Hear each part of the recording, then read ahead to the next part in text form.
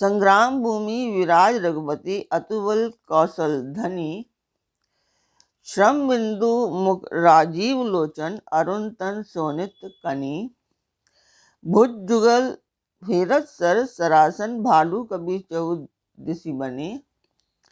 कह दास तुलसी कही न सक छवि शेष जेहि आनंद घने। निश्चर अधम मलाकर ताहि दीन निर्धाम। गिरिजा तेनर मंदमती जेना भजई श्री राम। नमस्कार व्यूअर्स, गुड मॉर्निंग, सत श्री अकाल, सलाम। तो पहले हम जान लेते हैं कि कल तक हमने पार्ट कहाँ तक पढ़ा था और आप लोगों ने कहाँ तक जाना था। तो कल तक था कि करुणानिधि भगवान ने देवताओं को भयभीत जाना, तब उन्होंने धनुष को कान तक तान कर राक्षस के मुंह को वाणों के समूह से भर दिया, तो भी वह महाबली पृथ्वी पर न गिरा। मुख में बाण भरे हुए वह सामने दौड़ा, मानो काल रूपी सजीव तरकसी आ रहा हो।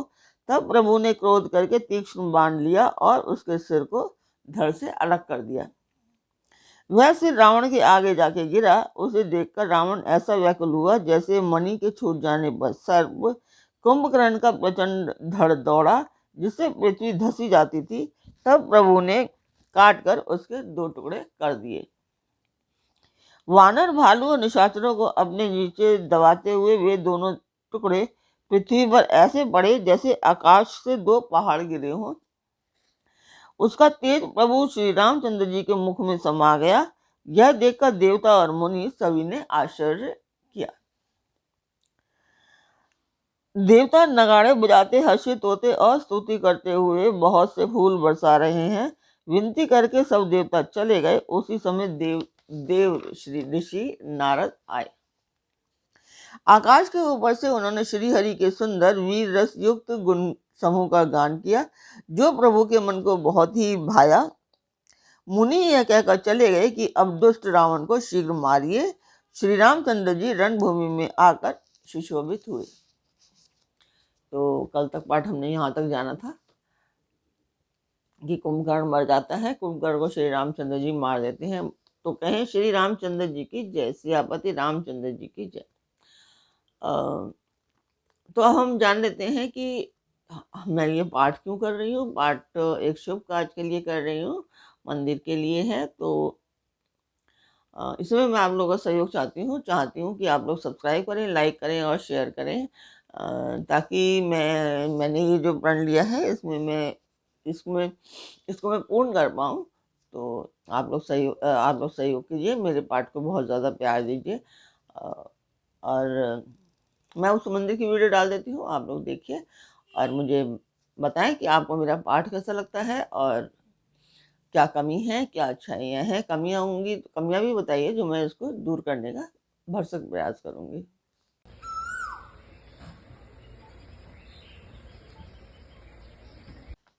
तो अब शुरू करते हैं आज का पाठ। स्वागत करती हूँ मैं आप सभी का अपने इस कार्यक्रम रामचरितमानस के लंका कांड पाठ में। तो कुंभकर्ण श्री राम जी द्वारा मारा जा चुका है। अब हम इसके आगे चलते हैं।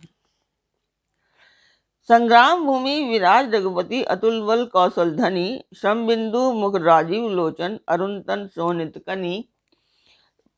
भुज जुगल फेरत सर सरासन भालू कबि चहुदिसि बने। कह दास तुलसी कही न सक छवि शेष जेहि आनंद घने। निशिचर अदम जुम्मलाकर ताई दीन निजधाम। गिरिजा तेनर मंदमती जेना भजहि श्री राम। तो अतुलनीय बल वाले कौशलपति श्री रघुनाथ जी रणभूमि में सुशोभित हैं। मुख पर पसीने की बूंदें हैं। कमल के समान नेत्र कुछ लाल हो रहे हैं। शरीर पर रक्त के कण हैं। दोनों हाथों से धनुष्वाण फिरा रहे हैं। चारों ओर रीछ वानर सुशोभित है। तुलसीदास जी कहते हैं कि प्रभु की इस छवि का वर्णन शेष जी भी नहीं कर सकते, जिनके बहुत से मुख हैं। शिवजी कहते हैं कि हे गिरिजे कुंभकर्ण, जो नीच राक्षस अब आपकी खान था, उसे भी श्री राम जी ने अपना परम धाम दे दिया। अतः वे मनुष्य मंदबुद्धि हैं जो उन श्री राम जी को नहीं भजते। तो कहिए श्री रामचंद्र जी की जय, सियापति रामचंद्र जी की जय। दिन के अंत भी रही दो आनी, समर भई सुभटन श्रम धनी। राम कृपा कबि दल बलवाड़ा, जिमित्र न पाई लाग अति ढाड़ा। दिन का अंत होने पर दोनों सेनाएं लौट पड़ी। आज के युद्ध में योद्धाओं को बड़ी थकावट हुई, परंतु श्री राम जी की कृपा से वानर सेना का बल उसी प्रकार बढ़ गया जैसे घास खाकर अग्नि बहुत बढ़ जाती है। छीन निश्चर दिनु अरुराती, निज मुख कहे सुकृत जहि भांति। बहु विलाप दस कंदर करई, बंधु शीत पुनि पुनि उत धरई। उधर राक्षस दिन रात इस प्रकार घटते जा रहे हैं जिस प्रकार अपने ही मुख से कहने पर पुण्य घट जाते हैं। रावण बहुत विलाप कर रहा है, बार बार भाई कुंभकर्ण का सिर कलेजे से लगाता है। रो वही नारी हृदय हति पानी, तासु तेज बल विपुल बखानी। मेघनाद तेहि अवसर आयऊ, कई बहु कथा पिता समुझायऊ। स्त्रियां उसके बड़े भारी तेज और बल को बखान करके हाथों से छाती पीट पीट कर रो रही हैं। उसी समय मेघनाद आया और उसने बहुत सी कथाएं कहकर पिताजी को समझाया। देखो काली मोर मनुसाई, अबई बहुत का करो बड़ाई। इष्ट देव से बल रति पायऊ, सो बल तात न तो ही देखायऊ।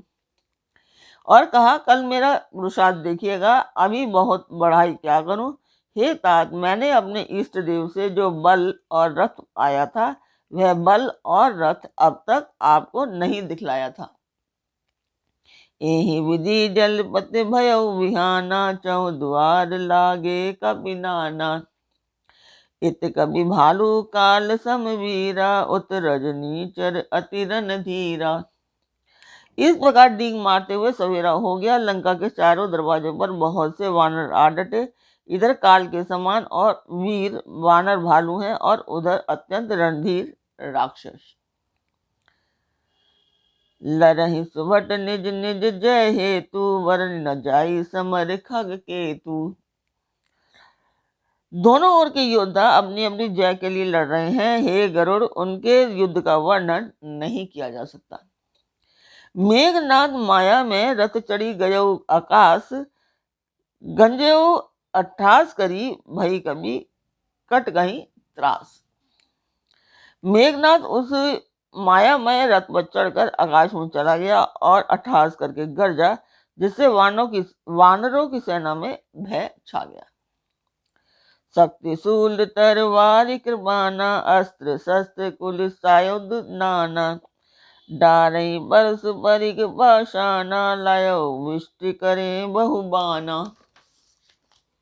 वह शक्ति शूल तलवार कृपाण आदि अस्त्र शस्त्र एवं वज्र आदि बहुत से आयुध चलाने तथा फर से परिग पत्थर आदि डालने और बहुत से वाणों की वृष्टि करने लगा।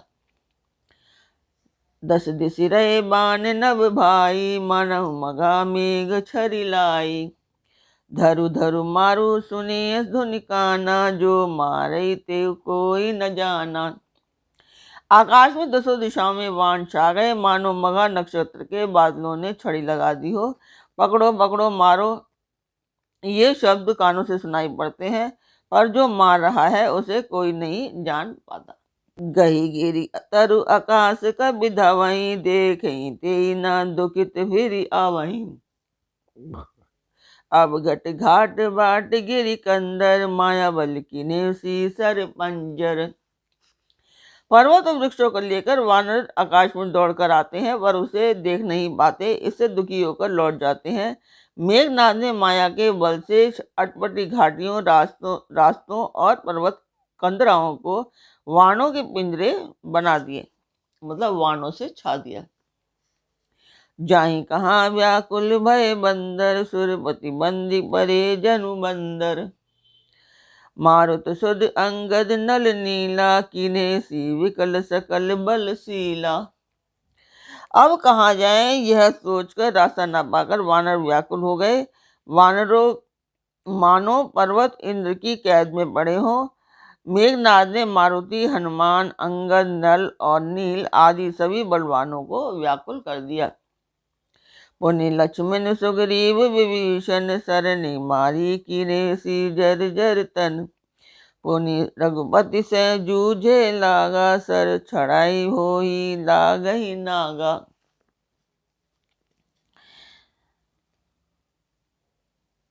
फिर उसने लक्ष्मण जी, सुग्रीव और विभीषण को बाणों से मारकर उनके शरीरों को छलनी कर दिया। फिर वह श्री रघुनाथ जी से लड़ने लगा। वह जो बाण छोड़ता है वे सांप होकर लगते हैं। व्याल पास बस भय खरारी, स्वस अनंत एक अविकारी। नट एव कपट चरित कर नाना, सदा स्वतंत्र एक भगवाना। जो स्वतंत्र, अनंत, एक, अखंड और निर्विकार है, वे खर के शत्रु श्री राम जी लीला से नागपाश के वश में हो गए, उनसे बंध गए। श्री रामचंद्र जी सदा स्वतंत्र एक अद्वितीय भगवान हैं। वे नट की तरह अनेकों प्रकार से दिखावटी चरित्र करते हैं। रण शोभा लगी प्रभु ही बंधायो, नाग पास देव निभय पायो। रण की शोभा के लिए प्रभु ने अपने को नागपाश में बंधा लिया, किंतु उससे देवताओं को बड़ा भय हुआ। गिरिजा जासु नाम जपी, मुनि काटहि भव पास।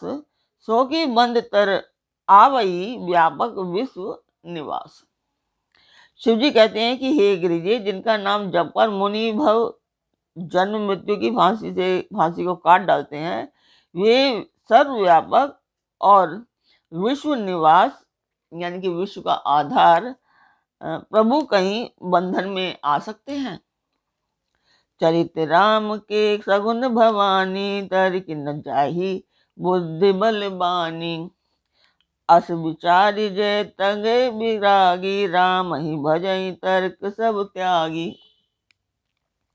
हे भवानी, श्री राम जी की इन सगुन लीलाओं के विषय में बुद्धि और वाणी के बल से तर्क नहीं किया जा सकता।